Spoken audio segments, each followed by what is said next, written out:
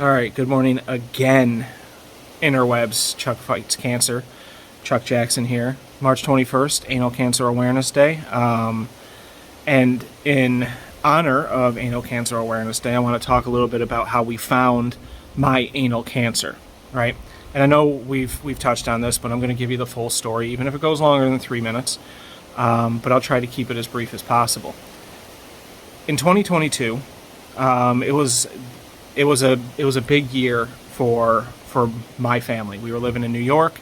We had an opportunity for me to fully launch, full-time, multiple employees, our consulting firm, 9 Mitchell Consulting. You can find us on LinkedIn.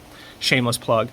Anyways, in that spring, March of 2022, I had to fly down to Arizona, where about 50% of our clientele at the time was. Since then, it's lowered to about 40%. We're in multiple states now. We've got 6 employees.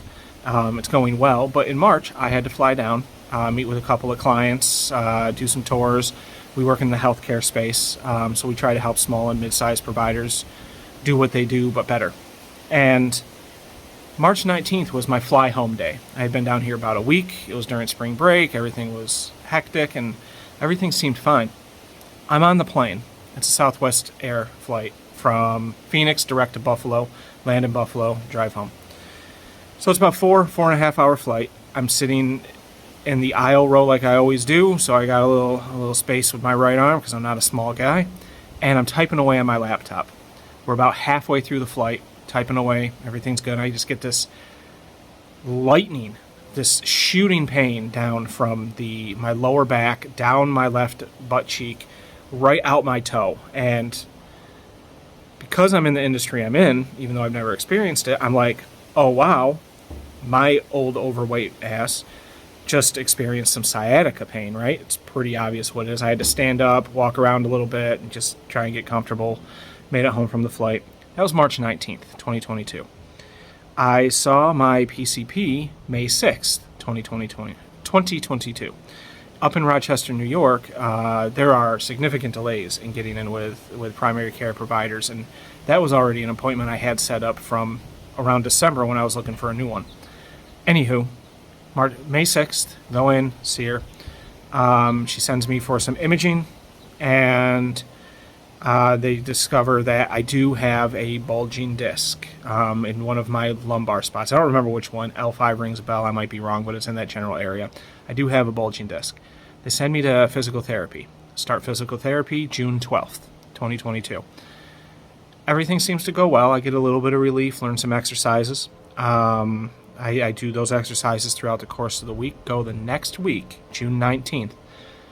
Everything seems to be good. We try some new exercises, get some more range of motion. The pain has been a little bit better. At this point, I had been on gabapentin and I think meloxicam, just some stuff to kind of handle the nervous system a little bit through the process.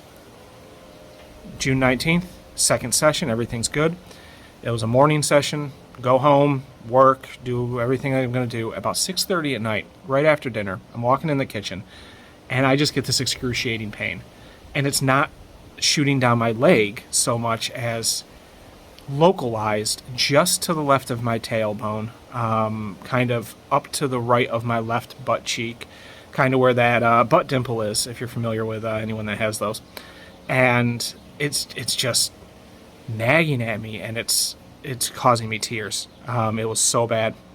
And I shoot a message to the primary care office. They get me in to see me the following Monday. That was a Thursday, if memory serves. They bring me in following Monday, send me for some more imaging, set me up with a referral to an orthopedist.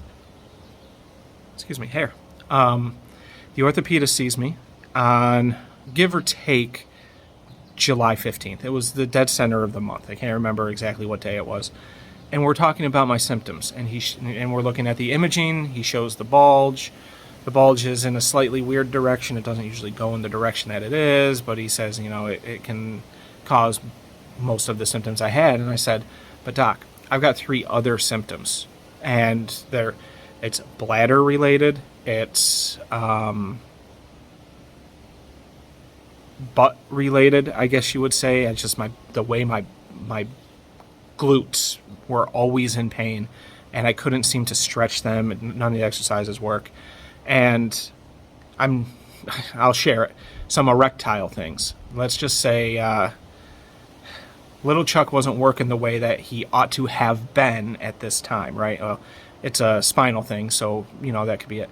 And he says straight up, he goes, the direction your bulge is going, where it's located, all of that tells me that there is no way those symptoms could be caused by this. I want to get a lower pelvic MRI. And I said, sure, great, let's see what's up. Schedule it, get that pelvic MRI on or around August 4th of 2022.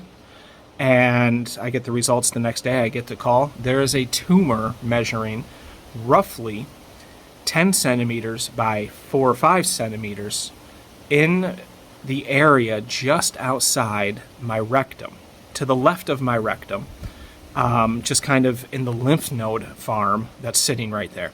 So I've got this 10 centimeter long, 4 centimeter wide, which for those doing the conversion, that's about 4 by 2 inches, give or take. So it's not small. And the imaging shows that and this is the first round of imaging for it, and it shows it's pushing up against my prostate, my bladder, my tailbone. It's really filling up the area.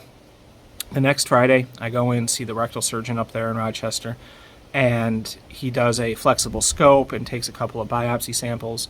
Misty was able to watch the scope video while it happened, and so she's seen the inside of me a couple of times now, and I don't wish that on anybody, but she said very clearly that you could see the rounded protrusion. It hadn't broken through the rectal wall, but you could tell that something was pushing into the rectal wall, and so where the rectal wall would normally be like this, it looked like this, right? So there's that. And in that time, the rectal surgeon talked about, potential treatment options, but we need more imaging, we need more data. And I like to think of Misty as not only my better half, but pretty much my guardian angel, because she's constantly thinking of the best ways to just take care of the people in her life. She is so empathetic. One of the first things she said is we need to get a second opinion no matter what, because when we hear something like this usually leads to surgery, and we're going to remove your prostate, we're going to remove part of your bladder, we're going to shave your tailbone, we're going to remove your rectum.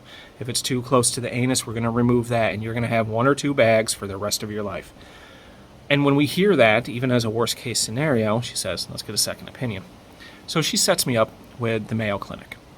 And I come down from New York to Phoenix unbeknownst to a lot of people, because I knew I was going to be inundated with appointments and whatnot, and I was in pain, and I just wanted to find out before I started sharing with anybody what was really happening. And in a 10-day span, the Mayo Clinic, and I will say from a professional perspective, it's just amazing what they were able to do. In that 10-day time frame, I met with 4 different specialists, including the 2 oncologists that we're working with now, urology, the rectal surgeon down here, and got multiple rounds of imaging, MRIs, CT scans, did blood work, did all of this. And then when I was leaving, September 4th, we scheduled a September 16th PET scan and a September 19th biopsy under anesthesia, where they were going to cut me open with pathology in the room and get a final diagnosis, because it's either going to be resistant to radiation and chemo, or it wouldn't. And if it's not, then we can do that. But if it is resistant, then we're looking at surgeries, right? And we needed to know for sure. And like every major cancer institute, they have something called a tumor board, where they get all these disciplines in the same place, and they talk about it together. Anyways, we moved from Rochester up from the middle of December to September 9th. Hopped in the car, my aunt, my uncle, my mom, my dad, the whole family got together. We drove multiple cars out, took 2 different routes, got out here, got into our house. On the 16th, went in for the PET scan, and it lit up like a Christmas tree. The 19th went in. They validated it that day with pathology. It was the type of squamous cell carcinoma related to HPV, which we'll talk more about the specific strains later, but I'm up against 10 minutes. That's how we found out.